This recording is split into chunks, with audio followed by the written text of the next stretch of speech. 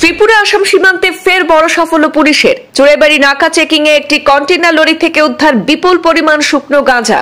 Safe express courier লরির ভেতরে লোকানো অবস্থায় মিলল শুকনো গাঁজা।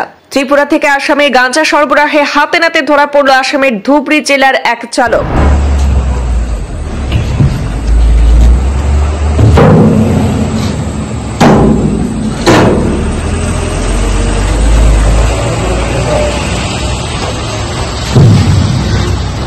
সীমান্তে কড়া নজরদারির মধ্যেই মাদক পরিবহনের নতুন চেষ্টা। ত্রিপুরা আসাম সীমান্তবর্তী চোরাইবাড়ি থানার পুলিশের রুটিন নাকা তল্লাশিতে লুকোনো অবস্থায় উদ্ধার হয়েছে শুকনো গাঁজা।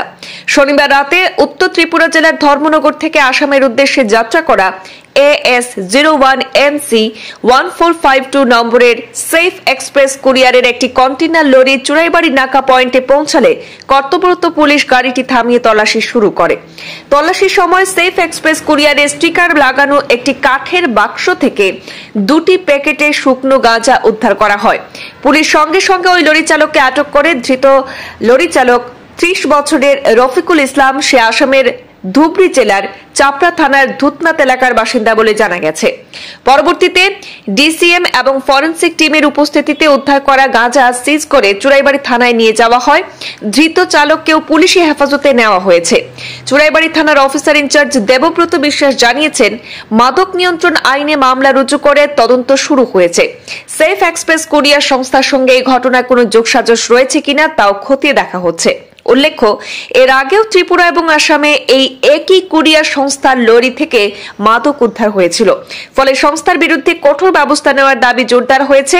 পুলিশি সূত্রে জানা গেছে, ধৃত চালককে আজ রবিবার ধর্মনগর জেলা ও দায়রা আদালতে তোলা হবে এবং পুলিশি রিমান্ডের আবেদন করা হবে। অ্যাকচুয়ালি আজকে আমাদের একটা ভেহিকল চেকিং চলছিল। তো চেকিং এর সময় আমাদের যে অফিসার আছে ওরা ডিটেক্ট করে যে একটা কন্টেইনার ট্রাক যার নাম্বার AS01MC 1542, এই গাড়িটা গাড়ির ভিতরে কিছু সাসপিসিয়াস প্যাকেটস আছে।